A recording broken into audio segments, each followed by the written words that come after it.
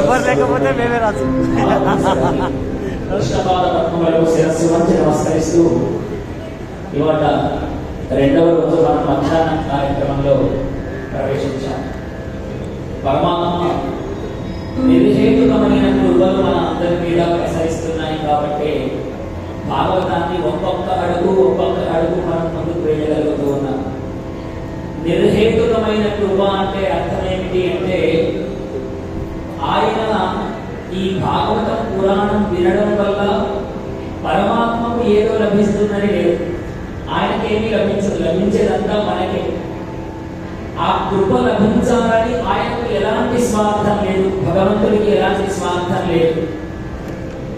ఆయన మన మీద కృపను ఏ విధంగా ప్రసరింపజేస్తున్నాడంటే సూర్యుడు ఆకాశంలో ఉదయిస్తే సూర్యకిరణాలు భూమి మీద పడకుండా ఎవరైనా గోడ కడతానంటే ఎంత మూర్ఖత్వమో, భగవంతుడి కృప మన మీద ప్రసరిస్తూ ఉంటే దాన్ని ఆపడం కూడా అంతే మూర్ఖత్వం. పరమాత్మ యొక్క కృప మన అందరి మీద ప్రసరిస్తోంది. సముద్రం ఒడ్డుకు వెళ్ళి నేను సముద్రం లోపలికి కాళ్ళు కడుక్కోవడానికి లోపలికి వెళ్తానడం మూర్ఖత్వం.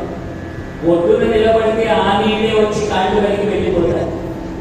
అలా ఈ భాగవతం అన్న ఈ సభకు వస్తే చాలు, పరమాత్మ కృప మన మీద అట్లా అలలాగా వచ్చి మనందరినీ పునీతుల్ని చేసి వెళ్తుంది. ఆ సాధనతోనే మనం అందరం ఇక్కడ కూర్చొని ఉన్నాం. భాగవతంలో ప్రవేశించాలి అంటే మనం ఒక లాక్ ఓపెన్ చేయాలి. మీరందరూ ఇక్కడికి వచ్చారు, ఆ లాకే నారాయణ మంత్రం. ఒక 2 నిమిషములు నారాయణ మంత్రం జపం చేసుకొని మనం భాగవతంలో ప్రవేశిద్దాం. జయ